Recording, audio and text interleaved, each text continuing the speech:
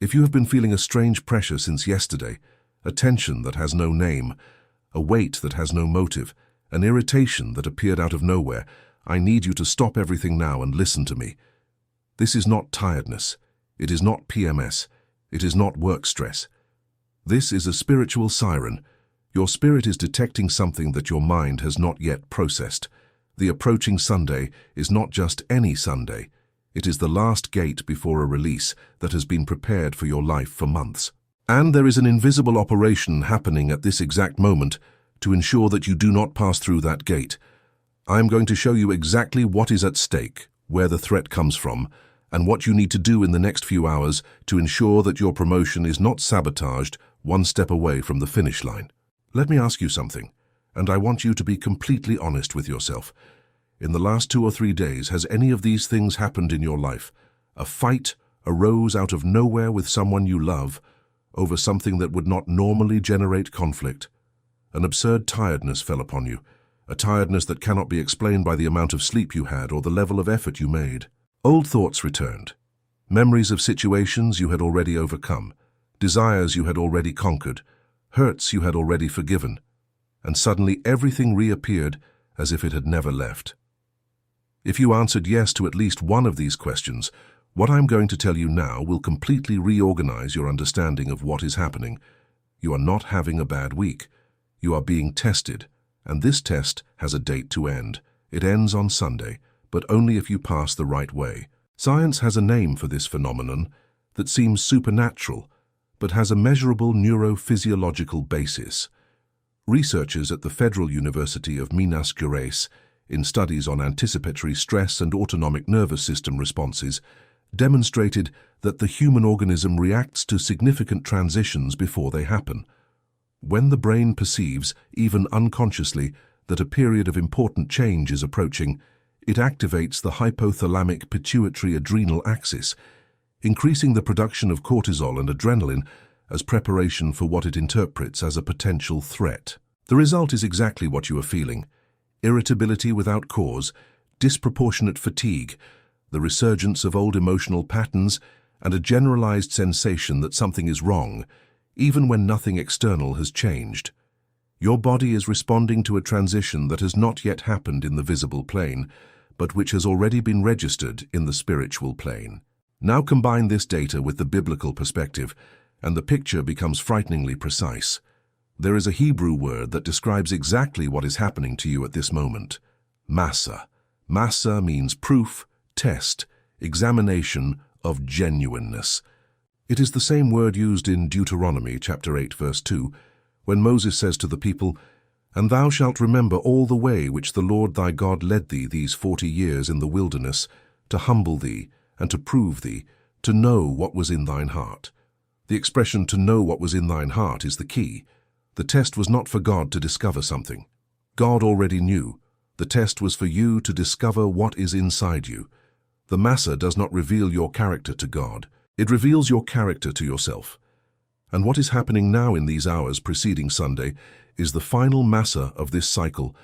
God is showing you what you have inside you before delivering to you what He has prepared for you. If this message is making sense in your spirit, if you realize that what you lived in the last few days was not by chance, I need you to leave your like on this video now. This like is your first correct response to the test.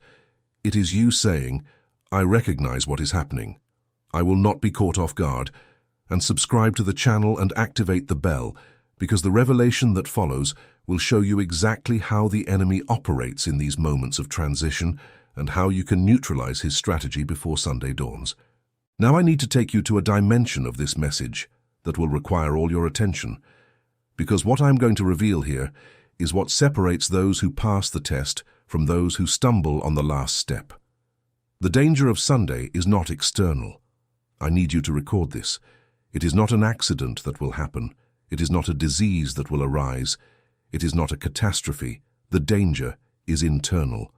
It is a subtle, persuasive distraction, perfectly disguised as normality. The enemy is not stupid. He studied you. He knows your patterns. He knows what your weak point is. He knows which temptation you have the most difficulty resisting. And he kept this card to play exactly now, in the hours preceding your promotion. He will not appear with horns and a trident. He will appear as a reasonable thought, as a logical justification to lower your guard, as an apparently harmless invitation to return to a place, an attitude, a habit, a relationship from which God has already delivered you. The Bible records the most didactic example of this strategy in the temptation of Jesus in the desert. Matthew chapter 4. Notice the structure of the attack. The devil did not tempt Jesus with something grotesque or clearly evil. He tempted him with bread, with power, and with divine protection. Things that in themselves are not bad. Bread is necessary. Power can be used for good. Divine protection is legitimate. But the timing was wrong. The context was wrong. The intention behind it was wrong. And that is exactly how the test works. The temptation that will present itself will not be something clearly destructive. It will be something that seems reasonable, justifiable, even understandable, but which, at this specific moment, on the threshold of your promotion, would become a fatal detour. The Greek word used in Matthew 4 to describe the action of the tempter is peirazo, which means to test, to reveal a weakness, to probe in search of a breach. And the strategy is always the same. He does not attack where you are strong. He probes where you are vulnerable. If your vulnerability is anger, the trigger will be a provocation. If it is anxiety, the trigger will be disturbing news. If it is loneliness, the trigger will be a message from someone from the past. If it is pride, it will be an opportunity to shine at the wrong moment. The trigger is personalized. And that is why the test seems so real, so urgent, so specific.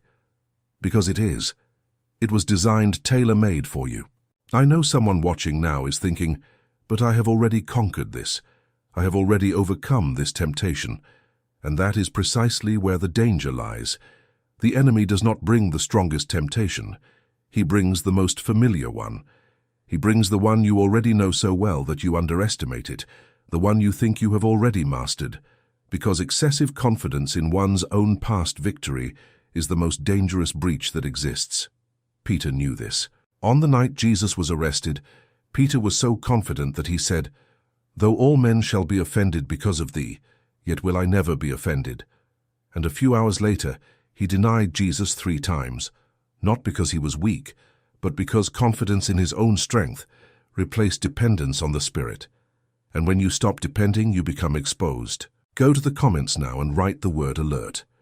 This word is your declaration that you recognize what is at stake, that you will not underestimate the coming hours, and that you are activating spiritual discernment to identify the test when it presents itself. And when you return to this comment on Monday, you will know exactly what the moment was when your decision changed everything. Now I need to show you why Sunday is so strategic, because it is no coincidence that this test is positioned on this specific day. There is a spiritual principle that few understand. Resistance is proportional to release. The greater what is being prepared for you, the more intense the opposition will be in the hours preceding the delivery. It is like the fever before the cure. The temperature rises most at the exact moment when the immune system is overcoming the infection. The worst moment of the combat is the last round before victory. The Bible illustrates this with surgical precision in the story of the children of Israel before the Red Sea. Exodus chapter 14. The people had just been delivered from Egypt. 40 years of slavery had finally ended. And what happened immediately after? Pharaoh changed his mind and sent the entire army after them. 600 chariots of war pursuing an unarmed people cornered between mountains and the sea. Imagine the scene. You have just received the greatest promise of your life. You are finally free. And suddenly you look back and see the most powerful army in the world running in your direction. The people panicked. They began to cry out to Moses, "Because there were no graves in Egypt, hast thou taken us away to die in the wilderness?" The irony is painful. They were one step away from the greatest crossing in history, and all they could see was death. The pressure was so intense that they preferred to return to slavery than to face the unknown. And Moses' response is one of the most powerful phrases in all of Scripture. Exodus chapter 14, verse 13. "Fear ye not, stand still, and see the salvation of the Lord, which he will show to you today." The Hebrew word for stand still is yatsab, which does not simply mean to stay still. It means to position oneself firmly, to fix oneself in a place without retreating. It is a military posture.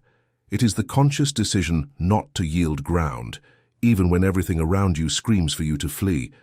And that is exactly what is being required of you now. In the next few hours, everything inside you will ask to retreat, to yield, to give up, to make concessions. And the divine instruction is only one, Yatsab. Position yourself, firm yourself, do not retreat. Because what comes after the positioning is the sea opening. Researchers at the Institute of Psychiatry of the USP, in studies on resilience and emotional breaking points, documented that the majority of individuals who abandon a process of transformation, whether it be a change of habit, an emotional recovery, or a life project, do so not at the beginning of the process, nor in the middle, but in the final stages, immediately before completion. The phenomenon, which researchers call threshold quitting, happens because psychological pressure reaches its maximum peak precisely when the objective is closest. The nervous system interprets the proximity of change as a threat and triggers all the mechanisms of self-sabotage, procrastination, interpersonal conflict, return to old habits, apparently inexplicable emotional outbursts. In other words, what you are living now, this intensification of pressure, this resurgence of old patterns, this sensation that everything is falling apart precisely when it should be fitting together, is the scientific proof that you are on the threshold of your crossing. Threshold quitting is the enemy's last trench, and whoever surpasses it crosses the sea. Now I need to deliver to you the revelation that will transform the way you cross the next few hours, because up to here I have shown you what is happening and why. Now I am going to show you how. And this is the part that will define whether on Monday you wake up on the other side of the sea or if you wake up back on the shore of Egypt. The first principle is the principle of strategic silence. I know it is counterintuitive. When pressure increases, the natural instinct is to react. It is to scream. It is to confront. It is to defend oneself. But the final test does not evaluate your capacity to react. It evaluates your capacity to remain quiet when everything provokes reaction. The prophet Isaiah records a divine instruction in chapter 30, verse 15, which is surgical for this moment. In quietness and in confidence shall be your strength.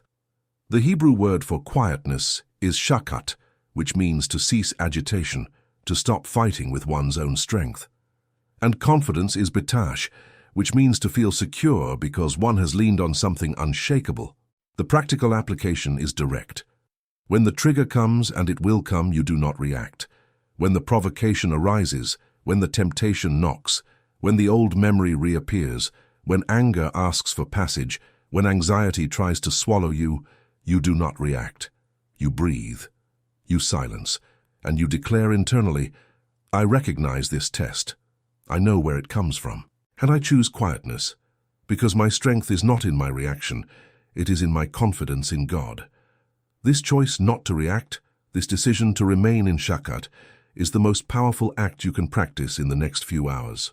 Researchers at the PUC of São Paulo, in studies on inhibitory control and decision-making, demonstrated that the capacity to inhibit an impulsive response before a provocative stimulus is directly associated with the activity of the ventrolateral prefrontal cortex, the region of the brain responsible for self-regulation. And the most relevant data for this message, this capacity for inhibition is strengthened by the practice of intentional silence and contemplative prayer. In other words, every minute you spent in silent prayer, every moment you stayed quiet in the presence of God when everything inside you wanted to scream, was strengthening exactly the neural muscle that you will need in the next few hours. God was training you for this moment without you knowing it. If this revelation is resonating in you, I need you to share this video now with someone who is feeling this same inexplicable pressure. Someone who is irritated without motive, tired without reason, tempted to give up on something they know is right. This person needs to understand that what they are living is not a collapse. It is the last test before the crossing. Your act of sharing can be the difference between someone yielding at the last hour and someone positioning themselves to receive the release. The second principle is the principle of worship as a trench. I need you to understand something that will completely change your perspective on worship. Worshipping is not a recreational activity that you do when you are feeling good. It is a weapon of war that you use precisely when you are under attack. In the book of Acts, chapter 16, Paul and Silas were in prison. They had been beaten, humiliated, and chained in the deepest cell of the dungeon. Their entire bodies ached. The situation was humanly irreversible. And what did they do? Around midnight they began to sing hymns, not after being freed, before in the darkness, in the pain, in the shackles. And the text says that, while they worshipped, there was a great earthquake. The foundations of the prison were shaken. All the doors were opened. All the chains were loosed. The Greek word used for earthquake here is seismos, which is the same root as seismograph. It is a structural shaking, not a superficial one. The worship of Paul and Silas did not only open the door of their cell, it shook the entire structure of the prison. Because worship in the middle of the test is not a beautiful song. It is a declaration of spiritual war that says to the enemy, "You can imprison me, you can beat me, you can surround me with darkness, but you cannot stop me from worshipping." And when hell perceives that the prison did not silence the worship, the prison loses the power to contain.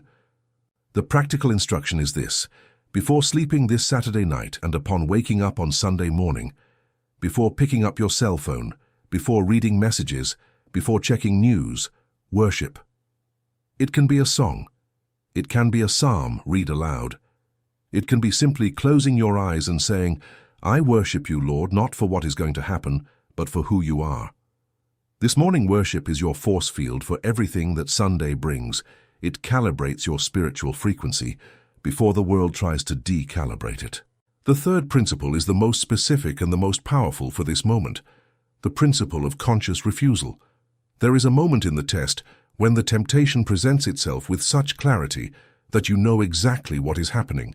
You recognize the trigger. You know where it comes from. You know it is a test, and even so, part of you wants to yield. Because yielding is easier, because resisting is tiring, because the flesh argues with a convincing logic. One time won't change anything. You deserve a break. Tomorrow you'll go back to normal. The Bible has a devastating response to this logic. The story of Daniel chapter 1 verse 8. But Daniel purposed in his heart that he would not defile himself with the portion of the king's meat, nor with the wine which he drank. The Hebrew expression is vayasem al-lev, which literally means placed upon the heart, established a decision in the center of his being. Daniel did not make a decision of the head. He made a decision of the heart. It was not a rational calculation. It was a visceral positioning. And notice, the defilement that Daniel refused was not something obviously destructive. It was the king's food, the best banquet of the empire, the most generous offer possible. No one would blame him for accepting. No one would condemn him. But Daniel knew that that apparently innocent concession would compromise his spiritual alignment at a critical moment. And he refused. Your final massa has this same structure. The temptation that presents itself will not seem like a big deal. It will seem like a minimal, harmless, justifiable concession. But in the spiritual context of what is at stake, this minimal concession has the power to delay your promotion. Not destroy, delay. And delay, in God's vocabulary, is one of the enemy's most efficient weapons. Because he knows he cannot destroy you, God does not allow it. But he can delay you. He can make what should arrive now arrive in 6 months. He can make the door that should open on Sunday open only in the next quarter, and the cost of this delay is incalculable. The instruction is vayasem al-lev. Place in your heart now, before the test presents itself, the decision not to yield. Do not wait for the moment of temptation to decide. Decide before. Say to your spirit, "I have already decided." When the trigger comes, the answer is already given. I will not return to the place from which God took me. I will not compromise what was built in me during months of refinement for a moment of weakness. This pre-decision is the difference between those who stumble on the last step and those who cross the gate. Data from Datafolha on behavior and relapses in processes of personal change in Brazil show that individuals who establish advanced commitments, that is, who decide how they are going to react to a temptation before being exposed to it, present a significantly higher success rate compared to individuals who try to resist at the moment of the stimulus without prior preparation. Daniel's principle, the pre-decision, is one of the most effective self-regulation mechanisms that exist, and the Bible has been teaching it for more than 2,500 years. Now I'm going to take you to the deepest point of this message, and I need you to be completely present, because what I am going to reveal here is what transforms the test from a threat into an opportunity. Most people see the test as an obstacle, as something that needs to be endured, put up with, tolerated. But God's perspective is radically different. In James chapter 1 verses 2 to 4 it is written, "My brethren, count it all joy when ye fall into divers temptations, knowing this, that the trying of your faith worketh patience. But let patience have her perfect work, that ye may be perfect and entire, wanting nothing." The Greek word for joy here is charon, which comes from the root chairo, which means to rejoice, to exult intensely. And the instruction is not to have a little joy. It is to have all joy, full joy, abundant joy before the proof. This seems like madness to the natural mind. How to have joy in the middle of the test? But the spiritual logic is precise. The test is the proof that the promotion exists. If there were nothing to protect, there would be no test. If there were no door to open, there would be no resistance in front of it. If there were no release prepared, there would be no attempt at delay. The intensity of the attack you are feeling now is the exact measure of the greatness of what is being prepared. And when you understand this, the test ceases to be suffering and becomes confirmation. Every pressure becomes evidence. Every temptation becomes a sign. Every attack becomes a seal that the promotion is real and is near. The Apostle Peter, who knew deeply what it is to fail the test and have a second chance, wrote in 1 Peter chapter 5 verses 8 and 9, "Be sober, be vigilant, because your adversary the devil, as a roaring lion, walketh about, seeking whom he may devour, whom resist steadfast in the faith." The expression steadfast in the faith in Greek is stereotypiste, where stereoi comes from stereos, which means solid, unshakable, hardened like stone. And the instruction to resist, anthistemi, literally means to stand against, to maintain the opposite position, to refuse to yield ground. Peter did not say flee. He did not say attack. He said resist, because resisting is the most powerful act of the last test. You do not need to defeat the enemy. You need to not yield to him. Victory is not conquering something new. It is maintaining what has already been conquered. It is protecting the spiritual territory you gained in the last months of refinement. The enemy roars, but he is a lion without teeth against those who position themselves. He seeks someone to devour, but someone who has already decided to resist is not a candidate. I know there are people watching now who are exhausted, who are at the limit, who are thinking, I don't know if I have the strength for one more round.